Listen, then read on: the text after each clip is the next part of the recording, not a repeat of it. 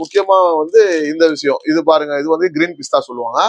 இது வந்து கண்டிப்பா குழந்தைகளுக்கு வந்து இந்த பால்ல ஹெல்த் மிக்ஸ் அடிக்கிறதுக்கு போது இந்த பாதாம், பிஸ்தா, முந்திரி அதெல்லாம் போட்டு ஊற வச்சு ஒரு மிக்ஸ் ஒண்ணு பண்ணுவாங்க. அப்ப இதை நீங்க பண்ண முடியாது, ஏன்னா இதுல வந்து சால்ட் இருக்கும்.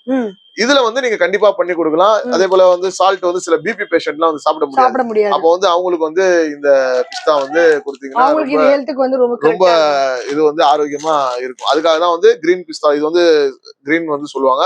ரெண்டாவது வந்து பிளைன் பிஸ்தா சொல்லுவாங்க மார்க்கெட்ல. அதாவது சால்ட் இல்லாத பிஸ்தா வந்து. இது என்ன ரேட்? இது வந்து உங்களுக்கு 1650 ல இருந்து ஸ்டார்ட் ஆகுது.